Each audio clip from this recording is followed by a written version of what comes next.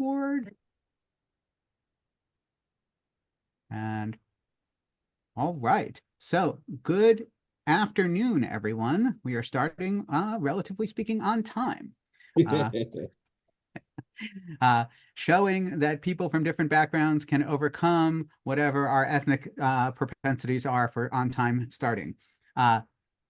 So welcome to Accomplices for Justice and maybe Defense. Perhaps we're going to add that. Yeah, take 7. Here Oh we my are, gosh. episode 7. So I am joined today. I'm Rabbi Jonathan Freirish. I am a rabbi working on building better coalitions for a better future, doing both direct action and support for direct action here in Buffalo and beyond. Uh, I am currently sort of a quote unquote rabbi without a portfolio, call it still seeking sustainable employment as positively as possible. And I am joined today with by two amazing people. I'm going to give Pastor Hughes his due. He asked for, so Pastor Hughes is the senior pastor at Orchard Park Presbyterian Church in a not entirely diverse section, suburb of Buffalo. Uh, he and his family are responsible for a significant amount of diversity in Orchard Park, and Yeah. uh, and he likes to call himself Reverend Dr. Wiley Hughes, deconstructor and decolonizer of the faith, liberator behind enemy lines, husband, father, and Jedi master, and we will not ask him to do any telekinesis today. Because not all Jedis do that. Uh, and Correct. And we are joined today by Dr. Gabrie'l Atchison, who is an amazing, in her own right,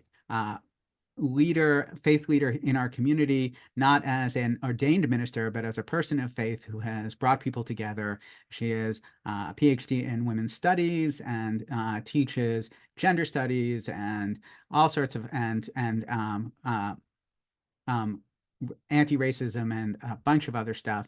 But she wrote a piece not so long ago that got posted on LinkedIn, an open letter to white clergy. And this was in the wake of yesterday's 2 years ago awful events. And so we're still here remembering and memorializing the 10 victims of May 14th, 2022.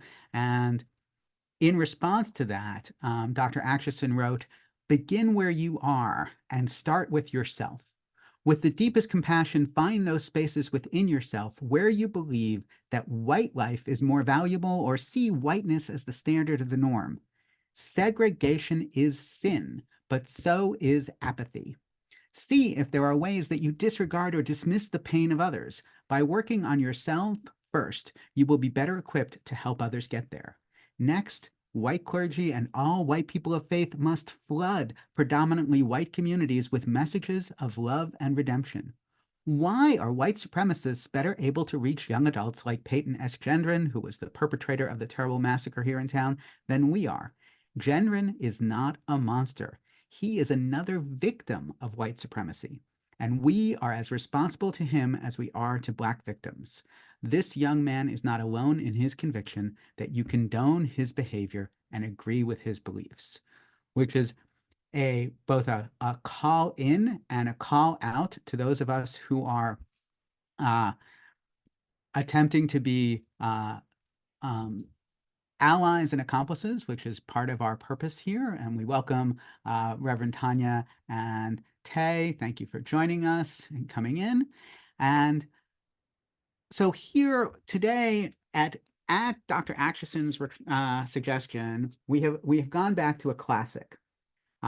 Malcolm and Martin and America, A Dream or a Nightmare, by James Cone, who is James Cone is an amazing professor and civil rights leader in his own right and a preacher, and sort of approaches the lives of Dr. King and Malcolm X as a scholar and an enthusiast of them both. His conclusion, powerful as it is says, do not take either of these people without looking at both of them. that their influence is impossible to extract one from the other. And that's a very interesting conclusion, because when he wrote this, of course, there was no MLK monument in DC yet. And I had not read the book yet, but now I feel like, should we even have built an MLK monument with also including a Malcolm X part of it, so that their interplay between each other was there. So we're going to start with a question that I've been working on in response to this book. And Dr. King was willing and able to work across populations. He became inadvertently, not necessarily on purpose in his mind, became the representative of African Americans and civil rights to white America and then to the world. And he saw himself, he was very capable of bringing white people into the cause. Whether or not that helped is a whole nother question. Malcolm X certainly felt that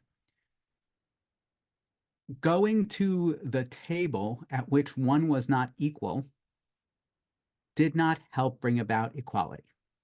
In other words, that Malcolm X felt that one could not show up for these relationships as a supplicant without a sense of having equality. And so Malcolm X was very much a proponent of self-improvement on behalf of African-American individuals and communities, so that when they showed up for those relationships with white Americans, they didn't show up as lesser partners, but full partners in what was to come.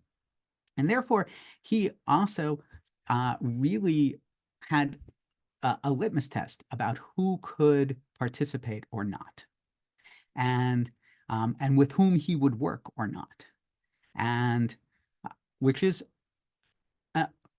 something that has ramifications today. So my question to the two of you as we go into this is, given those distinctions between Dr. King and Malcolm X about who we can work with and who we can even sort of be thought partners with, what do you think about our attempts to make things work better today in light of those ideas? And what do you think about those ideas in terms of their effectiveness or lack thereof with the hindsight of 50 years?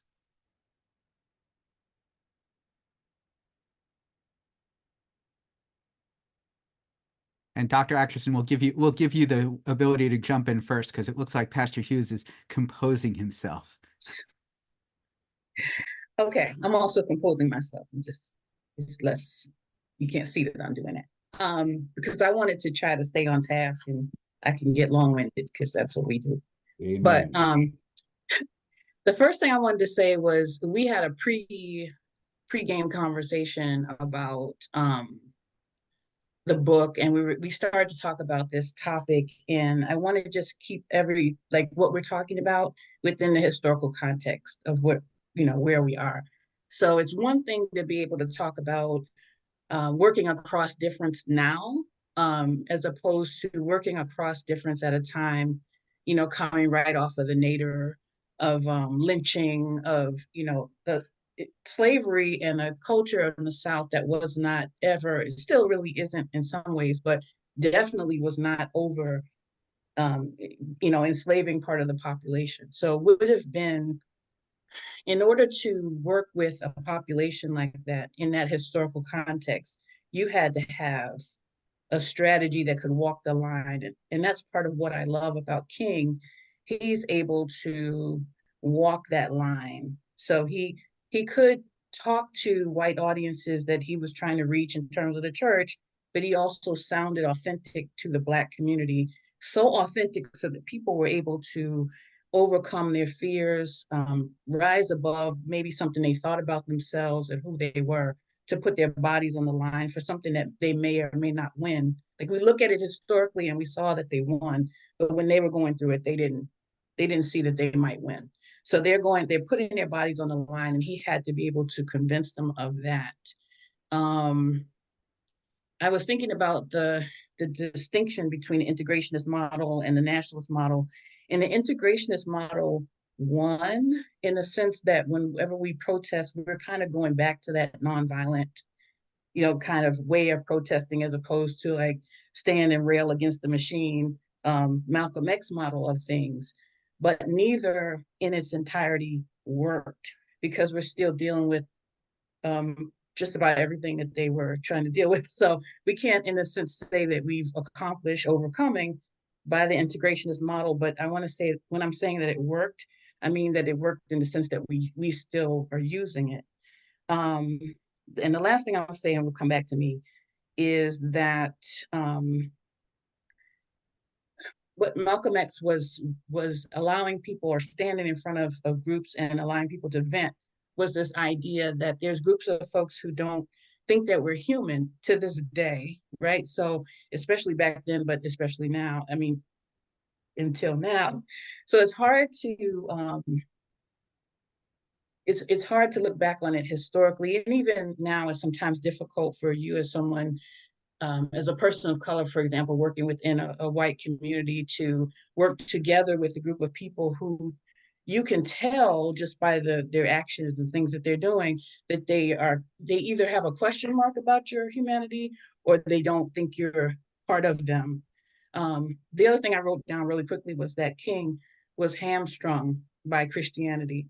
So Christianity is teaching us that we're all, together, brothers and sisters, and I think there's something about being a minority in an American Christianity that makes you able to get there. That being in the majority as Christians in America, that white Christians in America as a whole, have not gotten to the brother and sister piece of Christianity. Um, And so it's hard to work across those differences, just opening your heart and opening your arms and, just being like embracing and loving, because you recognize that in a pinch, people will go with you to a certain level, but then they will hit their wall. It is their own limitation. You almost can't blame people, but it's their limitation. If you cannot see me as part of who you are, then you're not going to go on a limb in order to help me or do anything that's going to change my life. So um, I think that's my main point. Like, for us to be very careful about the historical context in which these two men were talking, um, and to, as we think about who we're going to work with, to just be aware that sometimes you can't just work with anyone if you know that the people you're working with may have harm towards you in the back of their mind, or at least are not willing to put themselves on the line to, protect your humanity, for example. But I'll say more later. Well, that's good because I have some questions for you, but I want to give Reverend Hughes the opportunity to talk first. Okay. Okay. I wanted to, well, I don't want to say push back because I agree with you 100%. I guess I wanted to, you mentioned the word, you mentioned that Christianity hamstring Dr. King. And I wouldn't say Christianity hamstrung him. I would say culture and society hamstrung him. Because I think that the Christianity that we all practice in this country is so heavily shaped by our culture and society. I think integrationalism, especially as Dr. King professed, was so successful because it was pushed. It was the narrative that the American public and the American government and the American people pushed, right? They wanted Dr. King's integrationalist activities. They wanted that because that was a safer alternative than Black nationalism. Not to say that integrationalism doesn't have its merits, not to even say that nonviolence didn't have its merits, not to say that Christianity could not have been used as a vehicle for integration and for public discourse. But I think it was the one that the American people chose over something else. And so, which is exactly why it was chosen, but it didn't complete its task. This is from where I'm kind of deviating. I think they didn't work because one was chosen over the other. Sort of like what Cone is saying in the book is that you can't have one without the other. And he talks about how eventually, toward the end of their careers, at least the end of Malcolm X's career, he was moving toward Dr. King, and King was moving toward Malcolm X, because they were finally realizing that, you know what, integration might not be the best way to deal with this, but neither is armed black militias.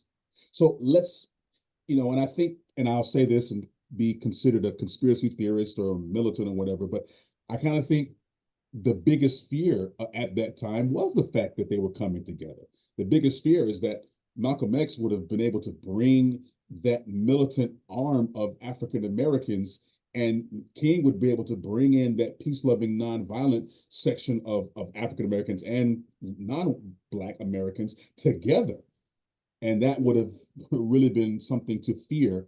So they had to do something about that. Let's kill one of them. We'll kill Malcolm first, and let's let everybody be nonviolent. And then Dr. King was like, "No, this Vietnam War ain't the thing, and I think we're gonna rise up again, and Poor People's Campaign is gonna really rock your world." They said, "Okay, well, King got to go too." So they said, "Yeah, we're gonna cancel both of them out."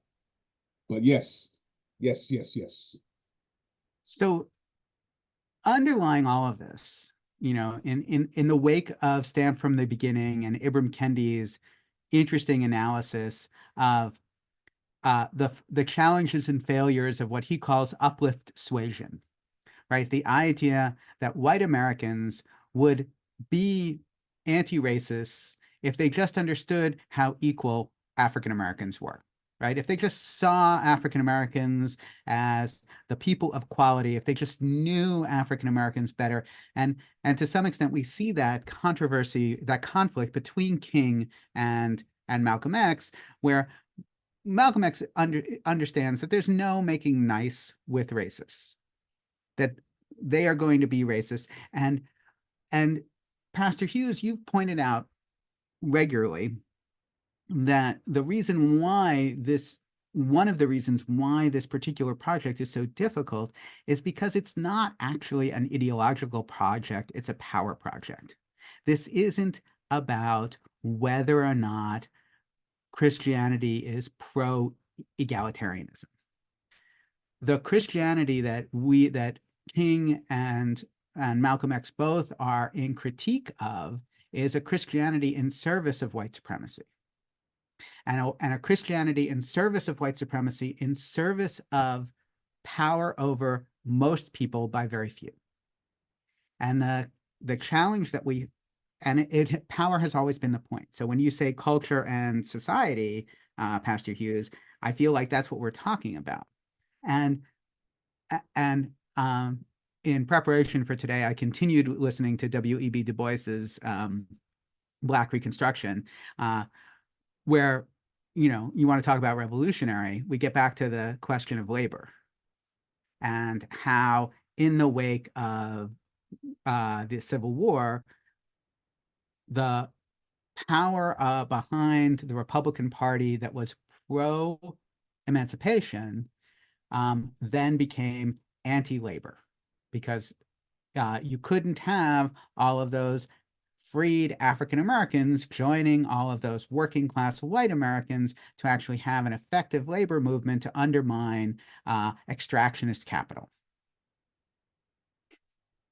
I'll let that one go. Well, that's Du Bois's perspective. I'm summarizing quickly. So that power was always the point. And if power is always the point, that goes back to my initial question. If somebody wants to harm me, they may be the person I need to speak to. Now, I need to defend myself. I need to not make myself vulnerable to harm, but I can't, to a certain extent at this point, if we are going to create common cause, and this goes back to the question that Nicole Atchison raised on the Ta-Nehisi Coates quote about we can unite together on principles. I think so. What do we say about finding not all principles but some principles in common, and then figuring out how to go from there? because the common ground is gone. So we're going to have to reach out to people who are different from us, because right now we're starting with very little. And that's I'm glad you said that. That was sort of what I wanted to get into. I just didn't have I wasn't so eloquent with it as you just said. You talked about who then can we ally with, and I would say it, paying homage and respect to our ancestors who labored and fought and died to get us to this point is important. But at the same time, we have to be able and willing to say, okay, that worked for that day and era. But now we got to find something that's going to work now, right? Because we don't have this glaring and stark dichotomy. We don't have two opposing ideologies like they had back then. Integrationism and nationalism were opposite sides of the spectrum back then, and it was much more clearly defined, right? Now it's not so defined. It's different. And to use military terminology, I served in the military. We don't know who the enemy is.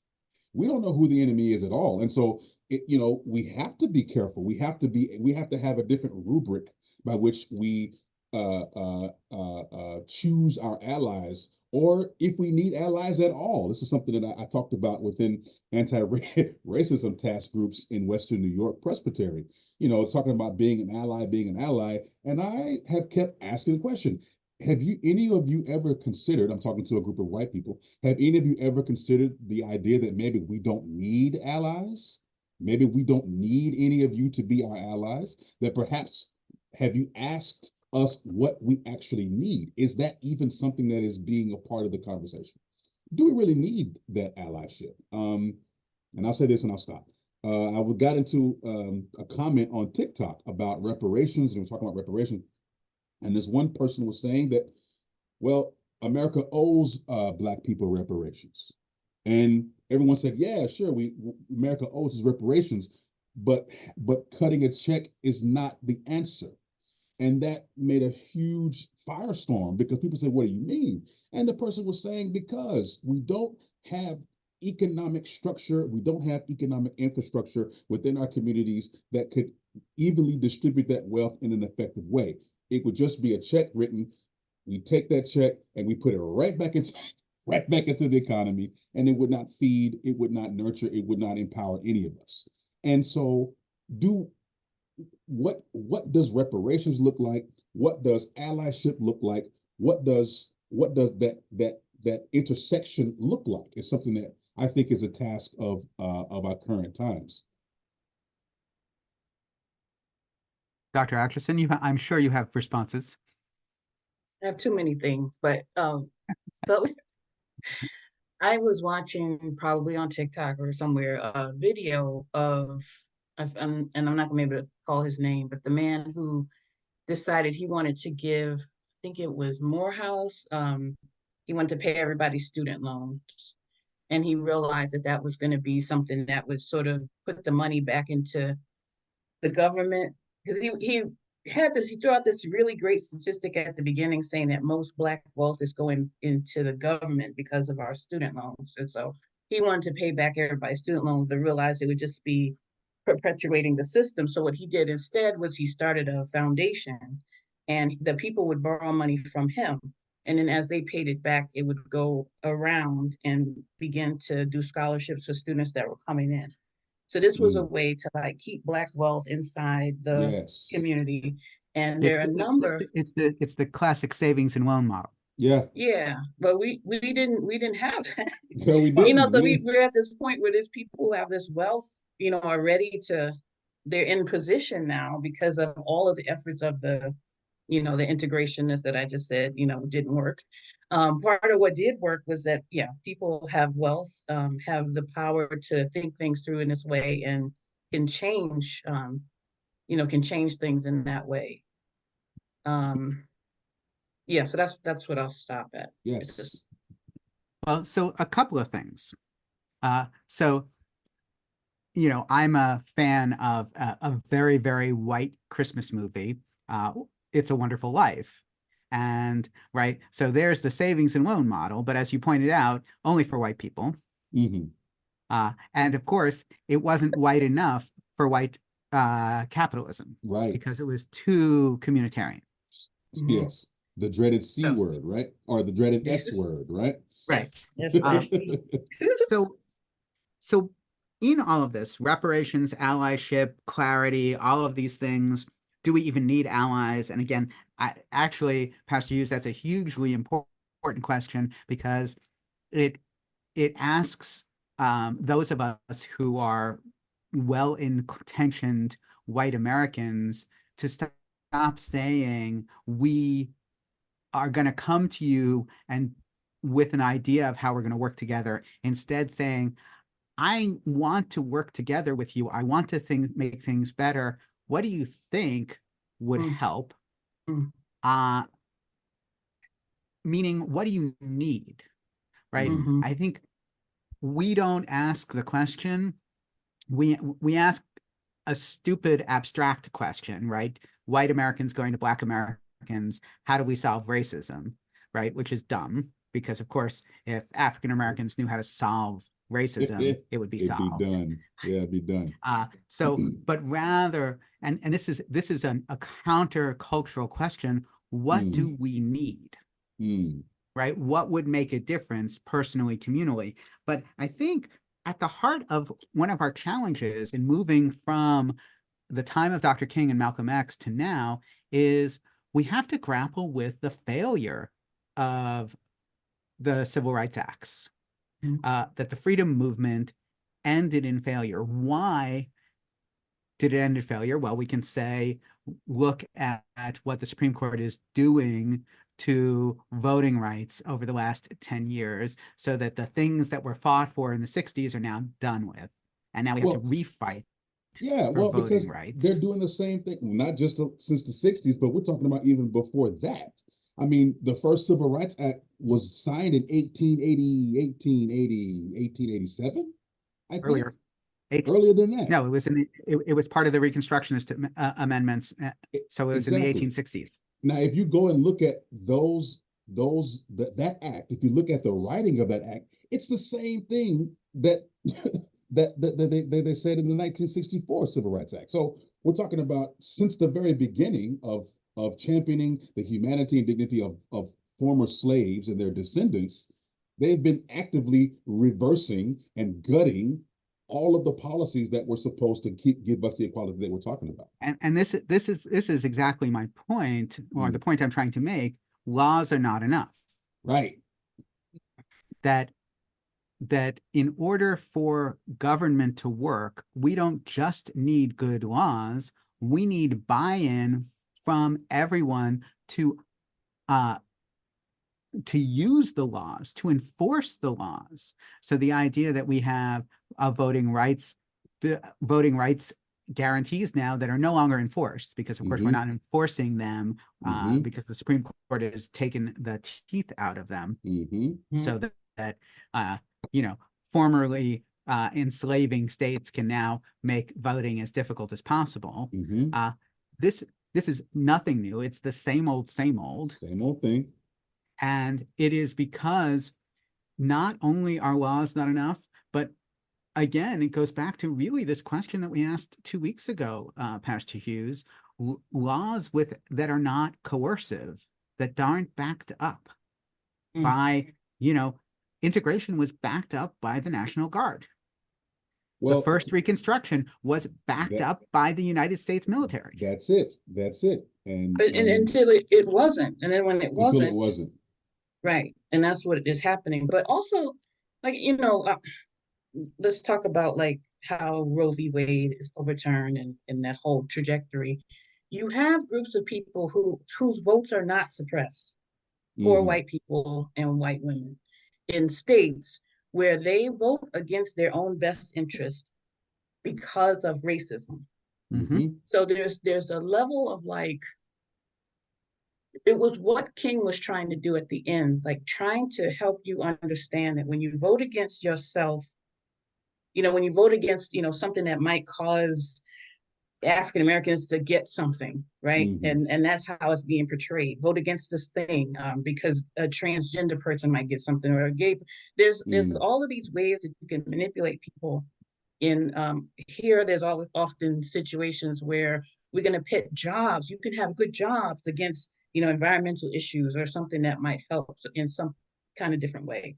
So there needs to be like an education around this, because there are people who are in these southern states whose votes are not being suppressed, who have caused this to happen. They've caused the people who have been voted into power to be able to repress everyone else. And now we're in a situation where all of our rights are being, rolled back. And that's on so many different levels. I can't get into it, but I'm Yeah. just saying, like, there needs to be, instead of reparations or in addition to reparations, just a sort of moment of education around what has happened and how what has happened has had an impact on, where we are now and how we got to this point.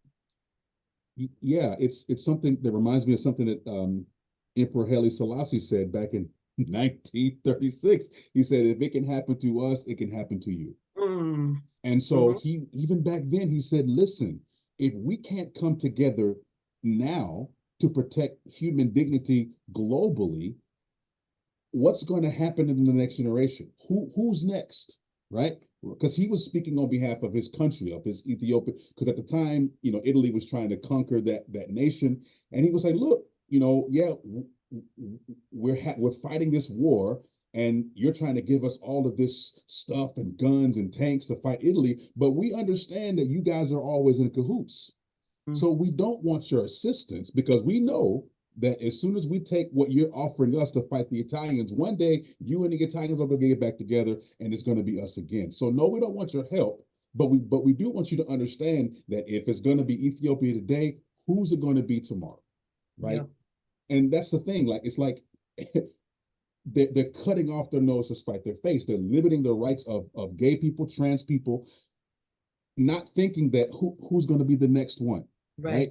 Who's going to be the next one? And that's sort of that education that you're talking about, doctor. Is like we got to let people know that this is not a black people against white people. This isn't trans people against. No, this is a matter of power and who's going to be on the crap. And I almost cursed. Who's going to be on the crap end of that next? Who's next? Right.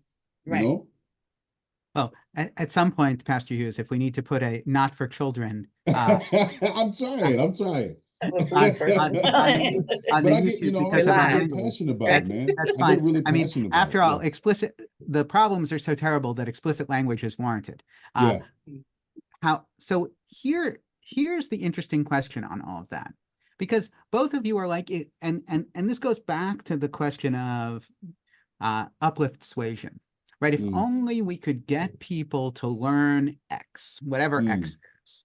mm, And both of you are teachers, preachers, convincers professionally, as I attempt to be as well. And uh, it's funny, no one's interested in learning anything just because I think it's important. mm,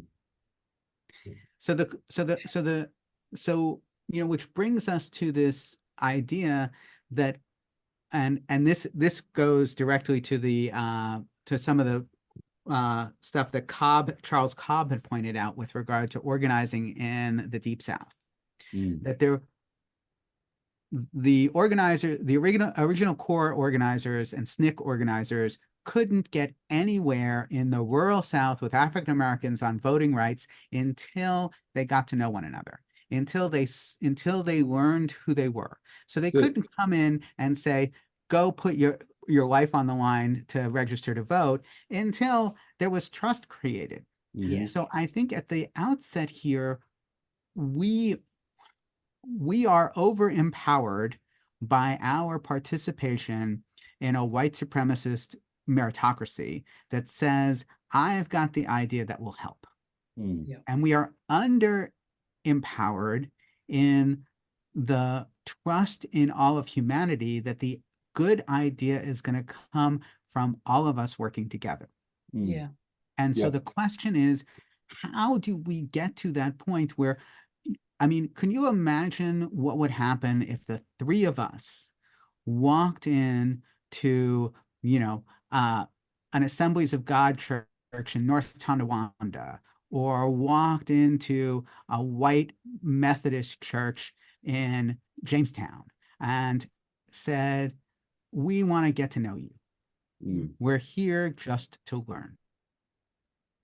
And here's, you know, two African Americans, a professor and a minister and a rabbi, trying to learn the concerns of, you know, white rural evangelicals, Mhm. perhaps in the town where Gendron came from, you know. Mm. Yeah. I think that that's what, so that's not what can happen. But that's what needs, like, we need to go, we, the people of faith, need to go into, that's what I was saying in the thing that you read. Yeah, yeah.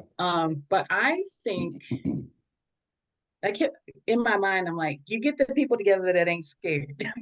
Yes. I couldn't figure out a way to say that in grammatically, so sorry. But you get the people together from the communities who aren't scared to meet with people of faith who want to make change, and you get them together, you empower them, and you have them go back and have these conversations in these communities. And they exist. There may not be a lot of them. They may be somewhere feeling like they want to have conversations about this. They may feel alone. They may have come from, I know when I was in divinity school, there are people who would sit in, from Black and white communities, who would say, I cannot bring any of this. I cannot bring any of this. If I want to get a job, I can't talk Can't about do it. any of this. Right. And so they're sitting somewhere, they were educated at Harvard, whatever, Yale, wherever they went, you know, Union Seminary, they needed a job. Now they're in, you know, some, you know, place in the rural New York, and Mm-hmm. they can't talk about any of this stuff, because Right. if they do, they won't have a job, and there's nothing wrong with that. So you gather those folks together, and then you dispatch them back to and it's not going to be easy for them when they go back, but they won't feel alone in it. But yeah, someone came here and just put us to task, like, why are we doing all of our work around this shooting in Buffalo? Why isn't anyone going out to, Right. you know, and where this guy was from is like any other small Exactly. white, you know, community in New York. There's plenty of them, you know, spaces, and no one is going to those places and No. saying like, hey, and just um, there are these people who sit behind their computers who get these young people to go to these places and kill a lot of Mm-hmm. people, and we have to concern ourselves with that. But the end result of that guy was either going to be he was going to die, or he's going to spend the rest of his life in jail, Mm-hmm. and he's 19. And Mm-hmm. so if these communities don't care about, like, I care about that.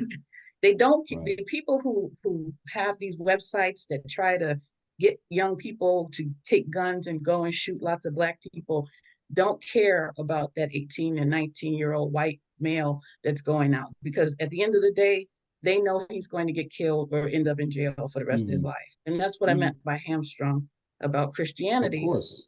I have to care about that guy.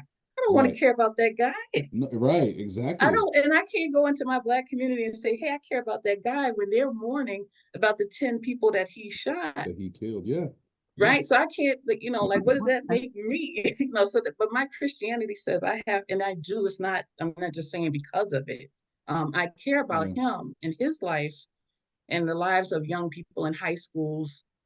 I'm in Kenmore, and there's a lot of controversy about people throwing on the N-word out here in the high schools and stuff like that. They don't have guns, but they have a mentality, and The I think weaponizing their language. yeah, that we can fix that. We Mm. probably, me and Pastor Hughes, and probably not you either. We Mm-hmm. we might not be able to go, but yeah, somebody Well, needs to go, basically. so just to jump in here quickly, I think, you know, what you're saying is we all have a role.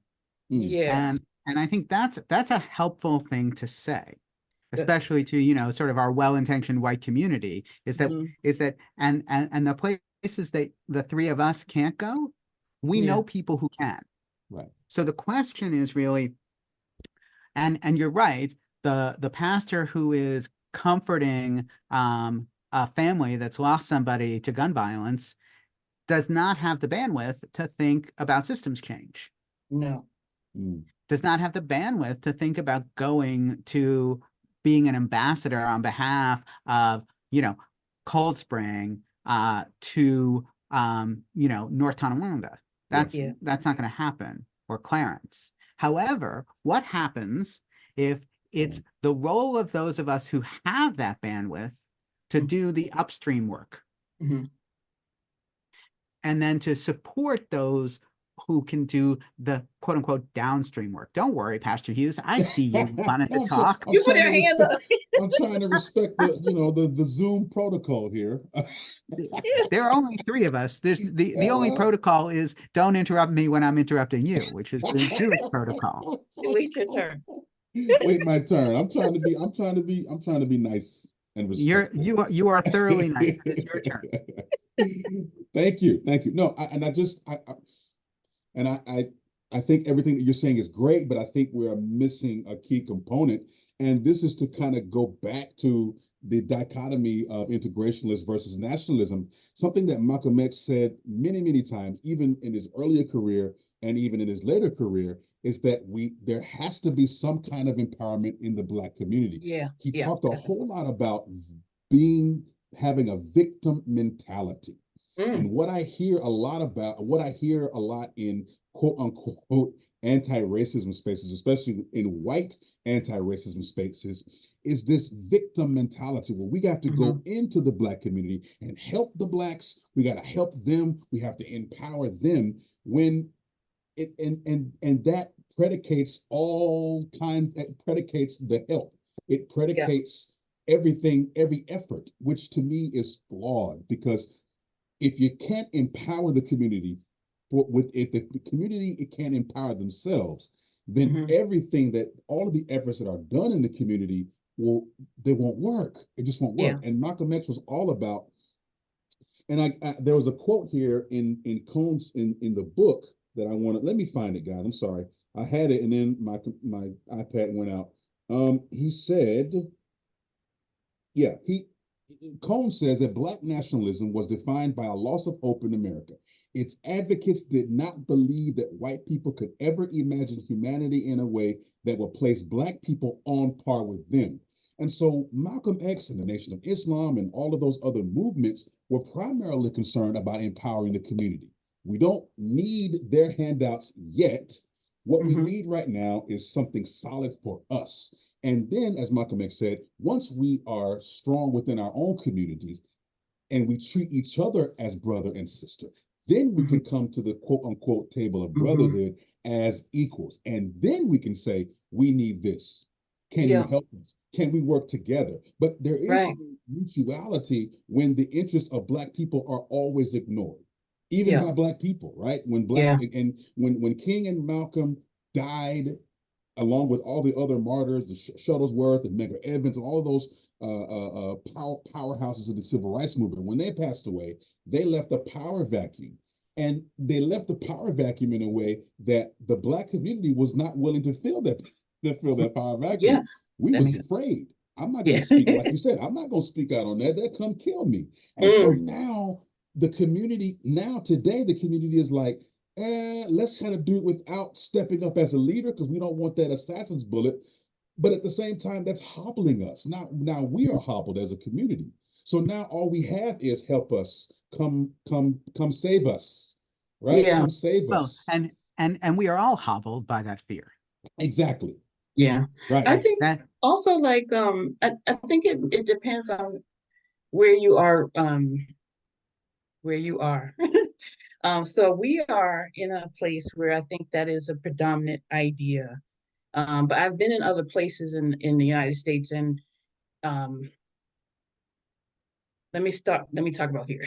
So when here, having worked just not as often with Black community, but most often with white community, the idea is that the white people have things and Black people need things. Like that is and there's no sort of twisting the mind of thinking that there might be white people who need something and Black people who have something. Exactly. And this is another educational thing. Maybe that's why I'm stuck there, but it's like there are a lot of poor white communities that need something, and all of white people wanting to give help are trying to go to the Black community. But it helps your ideology of white supremacy if you were white, you went to a white community, you might not be able to feel what you get to feel if your idea is always I'm up here. And then it also not just needing things, but also like giving something. So if I'm somebody who is a Black educator and I come into the community, white people have to overtalk me because Mm, I can't give you anything because you know all the stuff mm. that I'm supposed to be telling. So it's not just like food. My analogy when I've been here 8 years. I was mad for the first 7.5 years. Like everybody, they want to give me something. They want to give me furniture. They want to give me food. Want to give me turkey sandwiches. I want to give you something, right? But you can't even. Every time there's speakers somewhere, it's never, like that Black people are giving you something, and when it does and it happens, it's rare. It's like, wow, right? Wow, that person really spoke to me. And it's like, this Right. is something that happens on a regular basis outside of this community of Buffalo and greater Buffalo area. So Mm, it depends on where you are. But mm, yeah, I feel I like, think go ahead. I think both of you are honing in on the Mm, need for, I mean, colossal communal empowerment. mm, That we need to be able to say we need something. We need to be able to express, hey, thank you for your generosity, but what I need is not your handout. I need you to work with me on some systems change. So you need to hear what I need before you start thinking you know what I need. mm-hmm. Or mm, I want And people to go back into their own communities and on a personal level into themselves and take excavate. I keep using these different verbs, but like get in there and dig out the things that are making you feel, like you are better than someone else. Like that, just dig that out and work on that, and then go to your community. Like I want white people who are interested in this work to go back to themselves and go back to their communities. I think we have enough Black talent and wealth mm, and magic and everything to really do what we need to do. We know what to mm. do, and I think we can do it. It's being done. Um, so I'm not even, like you were saying, Pastor Hughes, at the beginning. I'm not sure about allies at this point. I feel like we didn't overcome, but I feel like Right. we have enough of the stuff. Like Oh my really gosh. the stuff we could, mix it together and we can make it work. I feel like that's happened already. Yeah. When they well, took out affirmative action, they thought that's it. Right. Everybody's well, not gonna go, and but maybe we already had too much in place. it's more co-travelers than allies. People who That are would be, willing what to, did I say? Mm-hmm. Co-conspirators. Co-conspirators. Yeah, Yeah. yeah. co-travelers, Yeah. co-conspirators. Yeah. Yeah. So, Yeah. so speaking of co-conspirators, we have a bunch of people who are with us who Oh. haven't spoken yet. So we're going to Uh-oh. I am going to generously allow them to unmute themselves and start their video and welcome everyone in. And if you have questions or comments or challenges, we invite you to the conversation now. Hi, Chris. Hi, Allison. Great to see you. Hi, Tay. Um, and We have you know, our regular troublemakers in the house. Uh-oh. and and some who are regulars, but not in this setting with In us, this which is setting, yeah. great. So thoughts, comments. I mean, Dr. Atchison, Pastor Hughes, and I can speak probably for another hour without Oh any man, problem. we just getting started.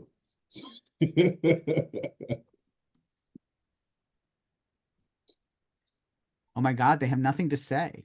Well, I'll say one thing. It's a Please, Allison. it's a thing of the past, but when Pastor Atchison spoke of getting people together and then take it back to your community in the 60s, Reverend James Robinson of the Church of the Master in Harlem started Operation Crossroads Africa to build bridges of understanding among people. So we were very excited. We heard him speak. We immediately said, we will go, we will do it. And we did. And he responded to all these young people, work campers, who wanted to just follow him to the end of the earth.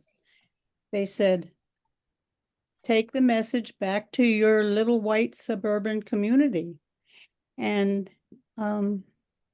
we have followed his path forever, but I'll never forget that. And when I heard it said again today, I'm thinking, okay, how are we going to do it? Thank you, Reverend Atchison. I'm trying to unmute. Thank- You welcome. Go ahead, Dr. A. No, I was just saying you're welcome. I'm Well, glad that I brought that up for you. And thank you all. One of the things, so we were discussing the potential of our next conversation starter. It's a bigger book that I haven't read yet, so we'll see how good I am at keeping up. Belonging Without Othering. I'll put the information in it. So the author is John A. Powell from the Othering and Belonging Institute. He wrote a book called Racing to Justice. I think that's what it's called. And Stephen Menendian. And I think they have some how we save ourselves in the world. And I think it's kind of a follow-up to what we're talking about today, because it includes this whole idea of how do we do the belonging piece, the strengthening ourselves piece, without creating enemies, right? Because part of the issue, and especially, I mean, if you look at the white American reaction to Malcolm X, the threat perceived of Black empowerment was Black empowerment at the expense of white people, as opposed to we could, in fact, all be empowered without diminishing one another. And we need to do that. And yeah, Pastor Hughes, go. But again, that was not the ideology of the Black nationalist movement. It was never to advance Black people at the expense of white people. That's just the way it was propagated. That was the way that the narrative was given. And so again, I hear people, so-called Black scholars and Black leaders today say the same thing. Only Black people in America, we're the only group of people that when we try to do for ourselves, it always is, it's perceived as opposition to white people.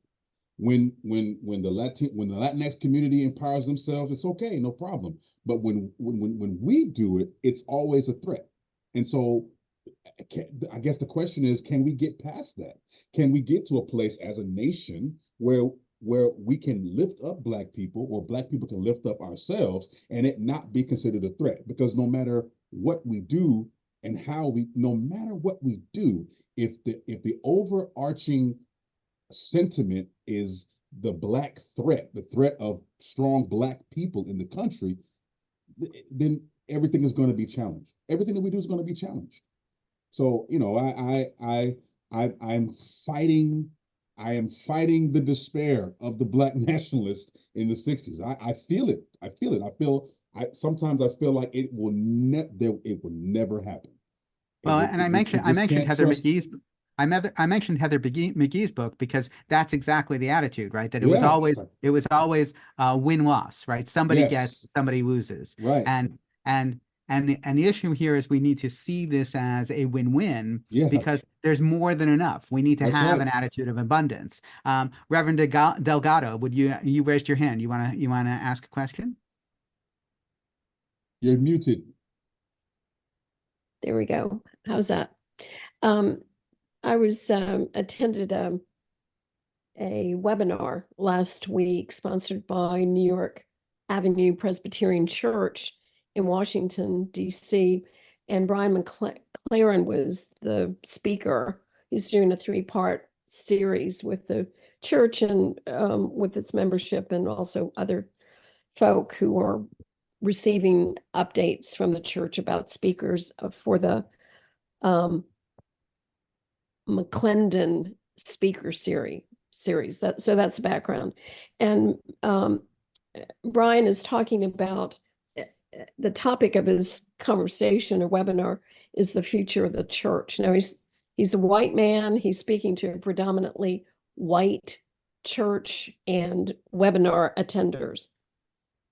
But he says a lot, and that has challenged me, and I'll go back to see the recording of the webinar, which was last week. The point of my raising my hand is that he's proposing a new vision of the church that isn't established on doctrinal or creedal affirmations, and talking about creativity, adaptability, vulnerability in leadership and in the membership as well of the churches. And one of the phrases that he uses is that the church is to be a school of love in which we model what it looks like to love one another, even in the congregation in which you are a member, because just because we show up on Sunday doesn't mean we love each other. It just doesn't, right? I mean, Pastor Delgado, is so important because the practice of love is not simple. And, you know, and this goes back to sort of some of the oversimplifications of Dr. King's words, where people didn't understand what he meant by, you know, agape love, and that the application of love is very important. And this was raised in a conversation that I had with a Reconstructionist rabbi who is serving her congregation, and they are working on how to deal with racist harm in the community. And one of the things they came up with was, okay, we need some guidelines. And the guidelines arose in response to a certain incident. However, what turned out is that the incident was, in fact, and I think I mentioned this last time, it was a pastoral care problem. That a person said some terribly racist things, but they had some cognitive issues going on. So instead of, in fact, saying, okay, we have a community now where saying these things means you get kicked out of the community, right? You can't say these things, otherwise you're going to be excluded. You must abide by these rules in order to be included.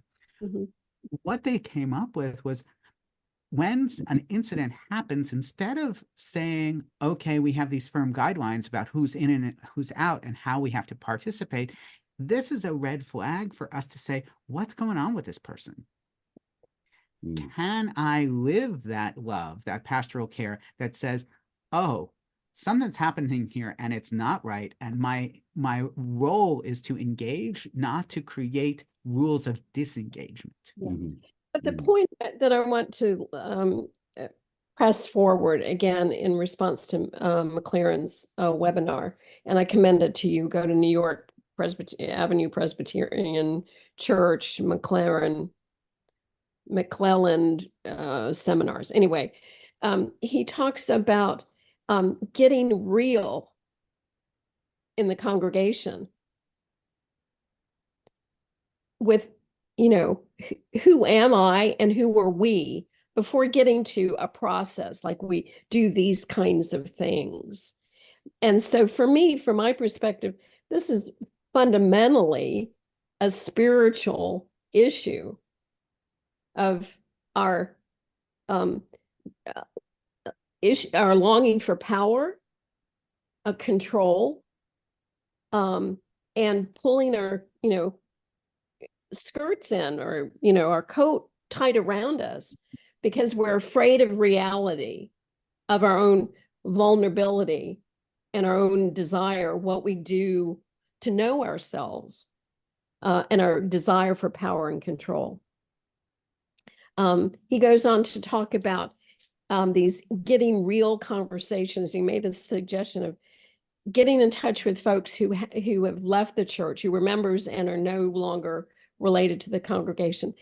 Throw them a really good meal and say, we just want to talk. Like, what's going on with, you know, what's not working in the relationship that you used to have, and where you are now, and just talk.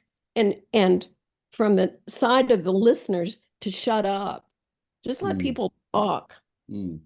and create an atmosphere of safety in which people could say, it's because of this or that, or that I'm supposed to believe this, or, you know, you never called on my mother when she was dying. Just get real about that, those dynamics of life and community, at least as it has been created in the church, or the expectations of what the church is to be about. And I love that term, a school of love. And how do we do that, particularly working with parents and their children, but also among leadership?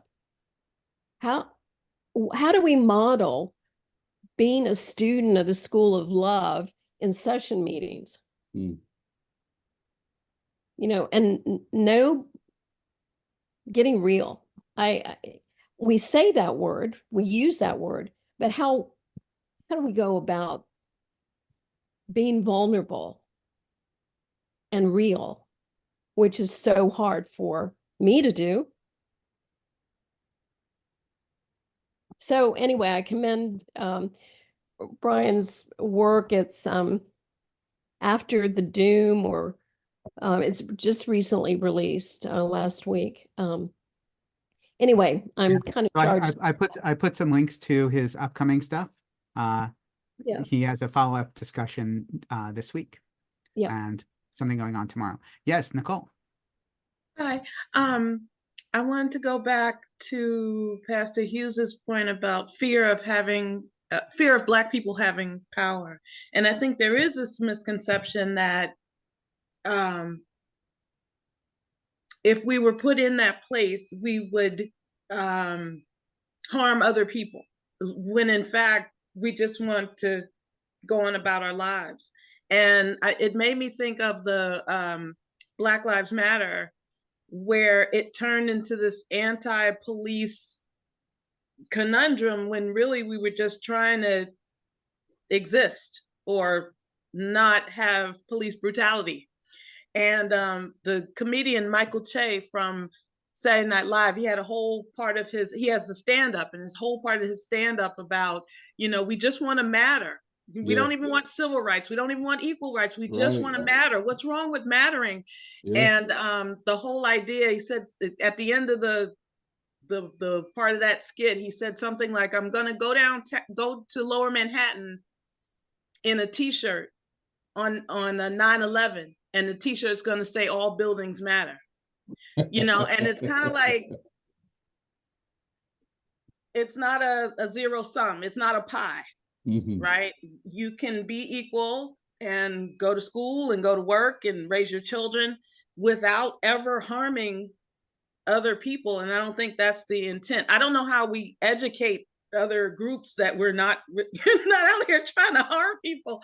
But yeah, that idea that you can empower yourself or be empowered without harming or taking power or resources even from anybody else. Like, you just want your own stuff and go to school, go to work, raise your kids, have vacation every now and then.